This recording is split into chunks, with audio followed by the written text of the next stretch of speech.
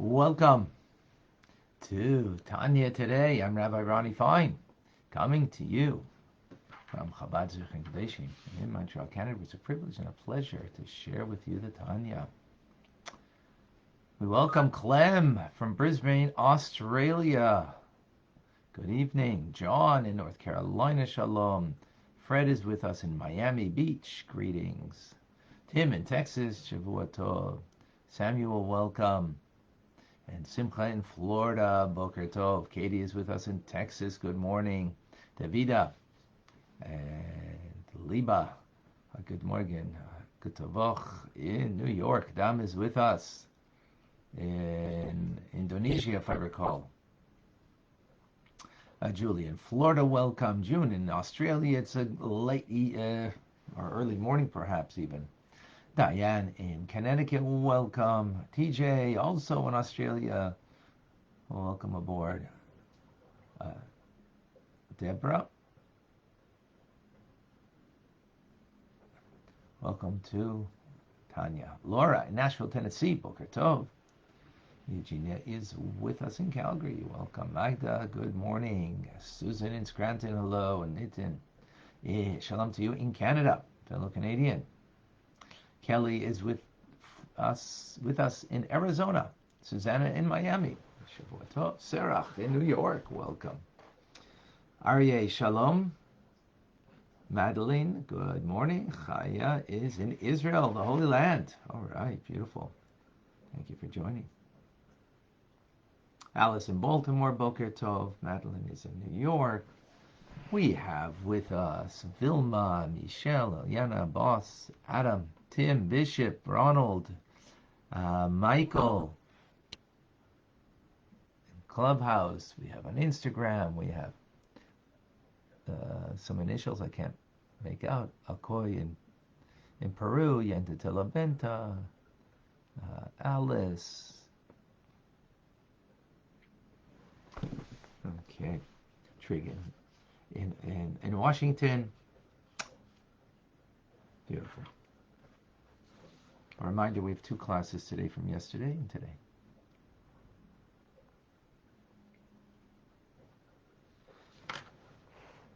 The 30th letter. The Alter Rebbe is writing to his followers, Chassidim, about tzedakah, being charitable, and the commitment that they have to the Holy Land of Israel to give there. So he begins by quoting from the Talmud that someone is accustomed to come to synagogue, right? They come every day to synagogue, and one day they don't come. So the Talmud, our sages tell us that the Holy One, blessed be He, inquires after that person, inquires after that individual. In other words, if you're accustomed to doing something good, and then one day you're not doing it, so where are you?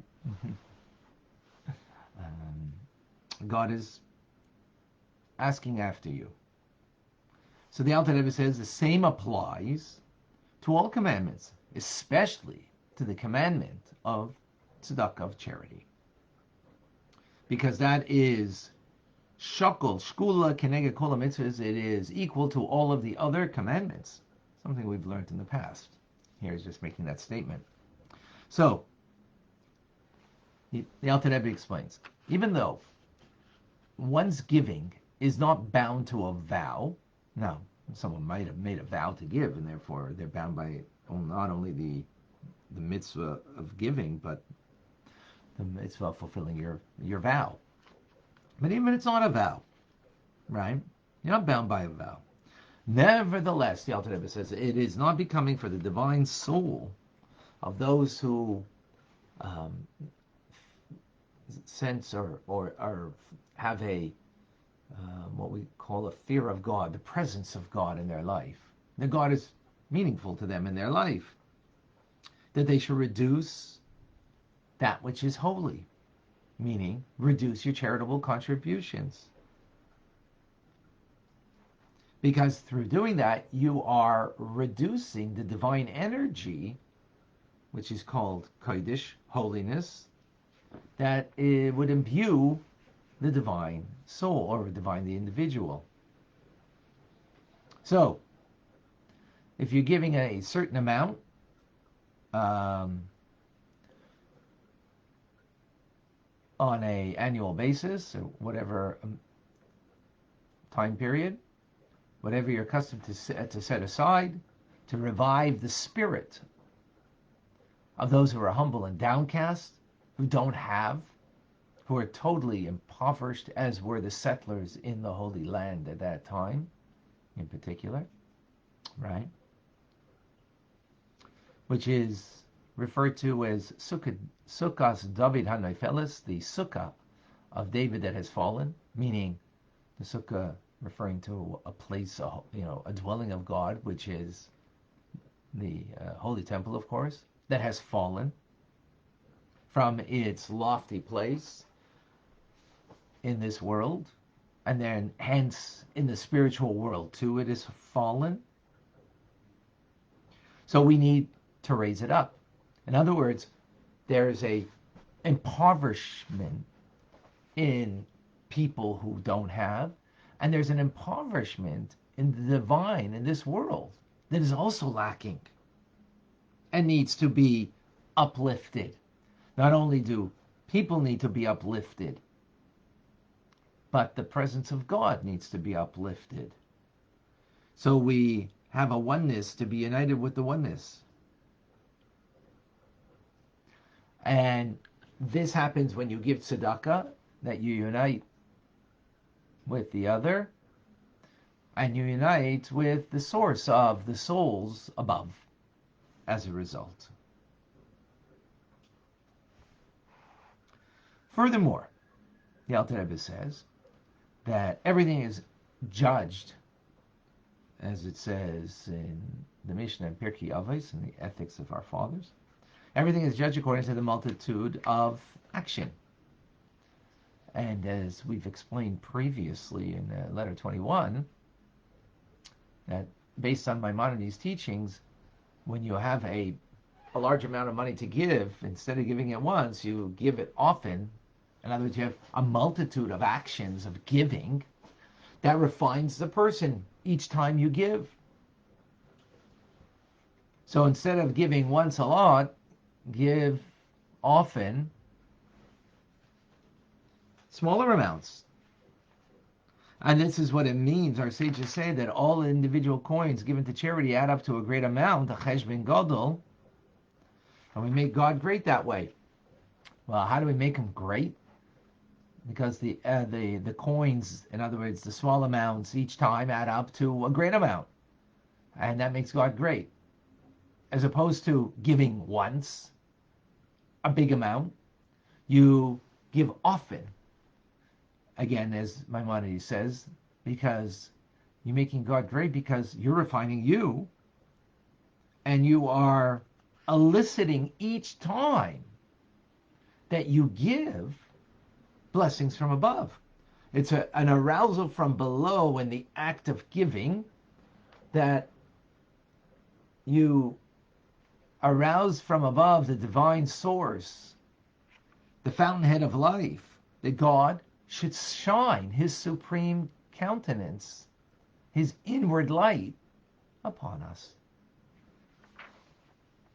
So in other words, every time you do that, every time you give, and it's not based on the amount of how much you give, but the fact that you do give in the multitudes of giving, each time brings this divine light that infuses our world, us in this world. And that brings peace. What is the concept of peace? When you have two opposites,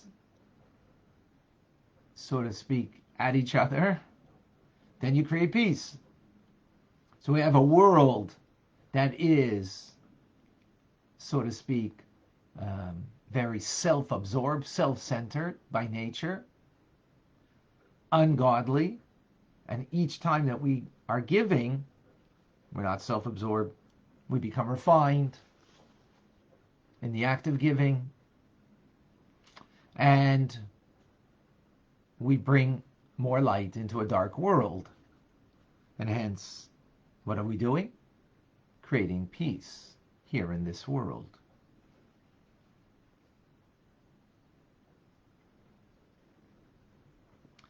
And as the Alter Rebbe concludes the letter, and this will suffice for the discerning.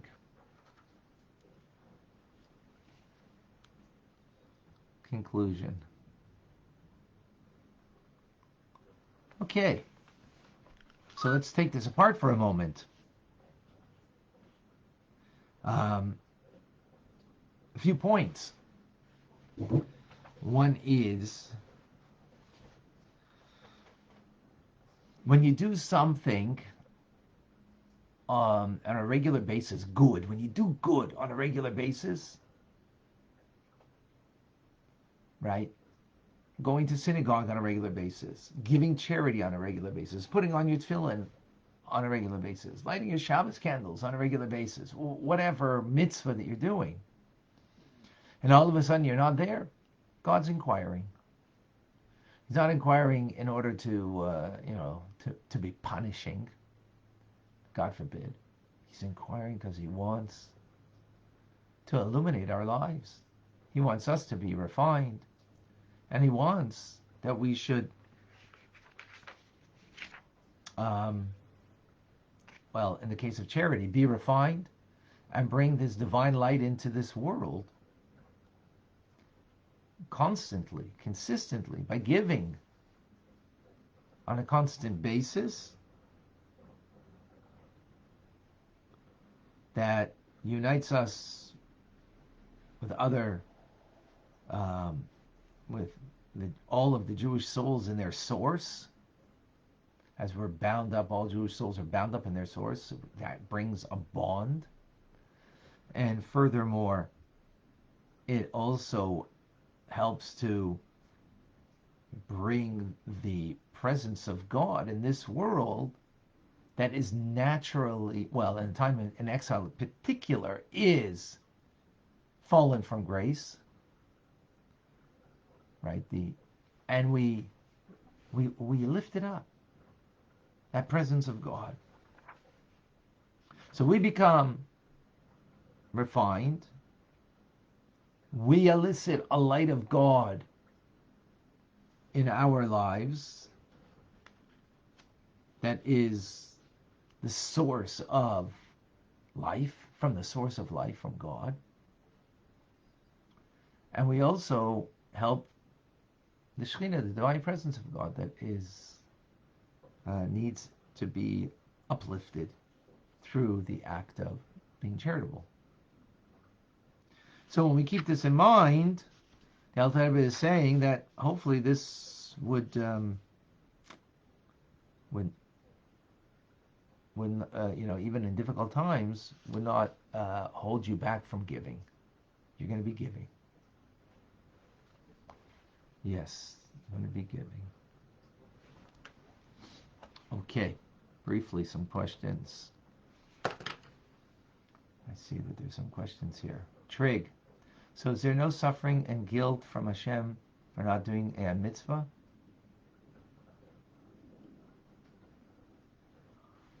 Is there suffering? Do you suffer when you know what the truth is and don't do it? And we're weak and don't fulfill what we should fulfill? The lack of connection is its own suffering, right? It's its own suffering. And it's not about guilt, it's about recognizing our lack, our failings, and doing tshuva and reconnecting. So, it's not about guilt if you don't do. It's about owning our lives and doing what we need to do as best as we can. Alice, is giving yourself count as tzedakah? Yes, but it's aside from, of course, it is part of tzedakah, being charitable. It's more, it's not part of charity as much as it's part of Ahavas Yisrael, right? Of acts of loving kindness. So yes, there's mitzvah of acts of loving kindness, but here the Alter Rebbe is speaking specifically about being charitable. But yes, absolutely. Can this also relate to giving spiritually? Yes, of course, we have to give spiritually likewise. Yeah, same idea. But again, the insistence that everybody is saying this, I don't know if that's because giving is a hard thing for us, maybe. And therefore, we want to know, if I don't have to give my money, can I still feel good about myself?